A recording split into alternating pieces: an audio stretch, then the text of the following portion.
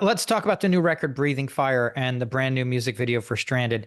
How did this album originally come about? I mean, if I'm not mistaken, it was almost by accident, right? Or no? The whole thing was by accident. I just had some song ideas that I was sitting on the couch and I was recording them on my cell phone recorder. And my son walked in the door. He lives up in Nashville, and he come down to Atlanta, and I didn't know he was coming home. I told him, I said, go lace up the drums, and because he came home for a free meal because he's a starving musician, but we feed him, and and so he came in, and I said, go lace up the drums. He went and I called Roman. He came over, and we just jammed. We just had fun, and I still wasn't planning on putting a record out.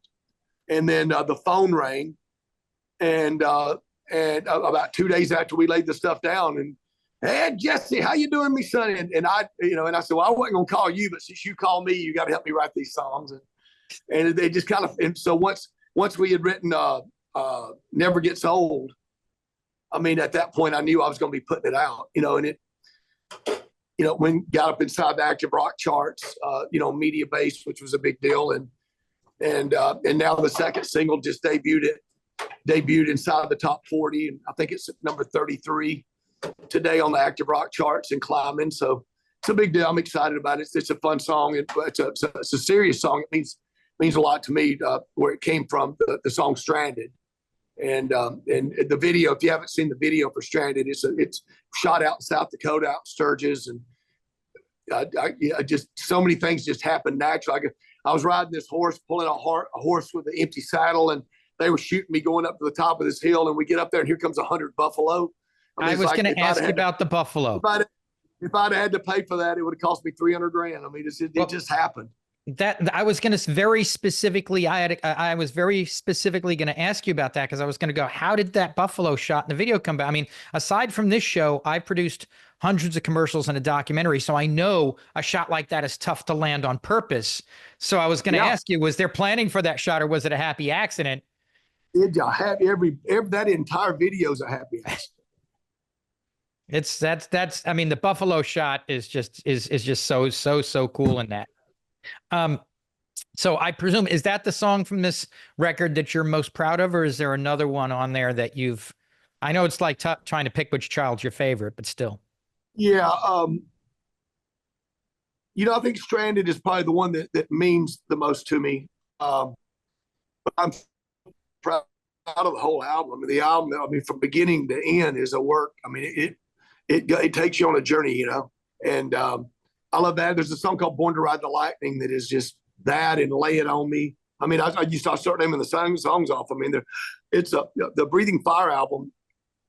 It's a serious rock record. And I mean, Roman and Nigel, drums and bass. I mean, they didn't overplay. They just laid it down. And I used an old Fender tonemaster with no master volume. So all the sounds on the record are pure. And I think you can tell that when you hear it. It's a strong record. I think there was one Rush album where they did something like that, where they went straight back to basics and just raw and pure. And there's something about it. You miss those days, and you miss the days when albums flowed. You know what I mean? Because now everything is, you get one song here and one song there. And I miss the days where you could listen to an album from beginning to end. It didn't have to be a theme album like 2112, but the album had flow. You know what I mean? And I miss those. Well, that's where this came from, because I went back and listened to some albums from beginning to end, because I felt guilty that I'd not done that. So I believe that influence of me reminding myself what it was like. Bands have major blow-ups about the order of a record and the order of the songs. I mean, it's a serious thing, and it's lost now because people don't listen to full albums. And but I invite you to go listen to the Breathing Fire album from beginning to end. I mean, from beginning to end, it's an incredible balance, and I think you'll see what I'm talking about. I'm very proud of it. Oh, I was going to say, and you mentioned it, you talked about how simply listening to these old albums, and I presume ACDC is in the mix, and it reminds you how much you love the genre. And I mean, at this point in your career, you've played with so many of the greats. You mentioned Aerosmith earlier. As I recall, ZZ Top was in the mix, and so many more. I mean, is that what keeps you coming back to rock and makes you want to create new songs and get on a tour bus and play again? It's not playing again. I mean, it's just to continue to do it. It's all I've known. I mean, people go, it must be hard to be on the road. I don't know anything else. I mean, and if I'm home for more than a week, my wife is looking at me saying, "Don't you have somewhere to go?" It's like, I mean, it's just inherently in our DNA. And I can't imagine it stopping. When the intro tape rolls at night and the crowd's out there making noise and the energy's in the room and the band kicks into playing before I hit the stage, it doesn't go past me. I think one day this will all be over, but I don't want that day to come. It's the dopamine, right? Well, speaking of getting on a tour bus, tell us about your new tour.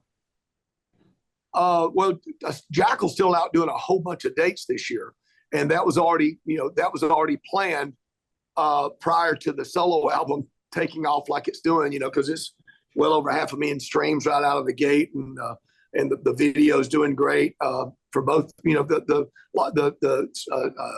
Never Gets Old video did great, but I got several videos we put out of that just having fun. But the Stranded video is doing really great, and we're going to see where it goes with radio. I am going to go out and do some more solo. I've done some solo shows. I did a week's worth of dates recently, and I'm going to go do another run in October.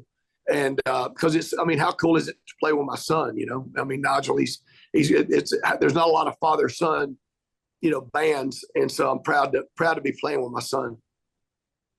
I'd like to chat for just a minute about your voice, because I mean, obviously it's unique in a lot of ways, but I mean, my vocal cords hurt just trying to sing along with you.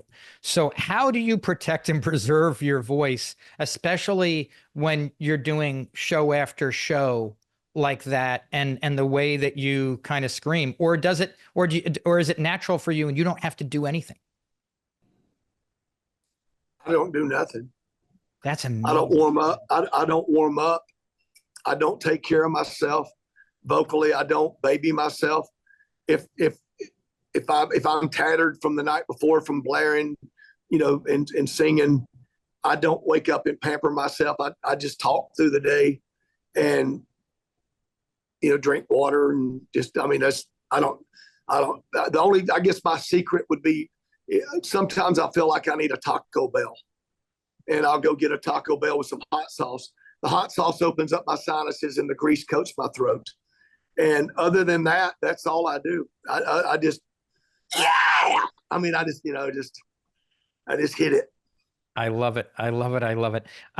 So Jesse, you've got such a wide range of interests and projects. So aside from the Jackyl tour and your upcoming solo tour we talked about earlier, what's next on tap that our audience should look out for? Well, I was just in Milwaukee. I got tapped to produce some of the RNC events for some of the state delegations. Mm-hmm.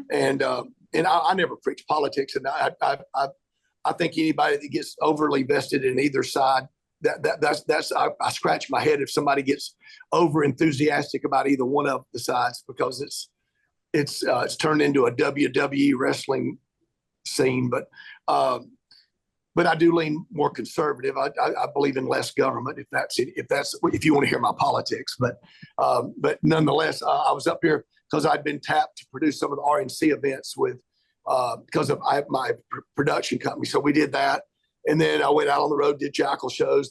I'm up in Milwaukee this week producing Harley Davidson's anniversary events. I'm here at the Harley Davidson Museum, and I get that up and going, and then I get back on our tour bus this weekend.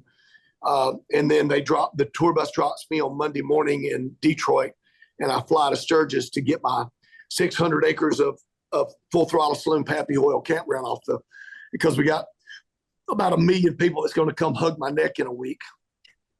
So yeah, we do a lot of stuff. I got the Jesse James bourbon is doing really great, and proud of that. If you haven't had a chance to check it out, it's what I call Liquid America. And I'm just rocking. Just wake up every day. The one thing I know I'm not doing right now is I'm not having to pour concrete, which is what I'm probably suited for. But and that's what I used to do.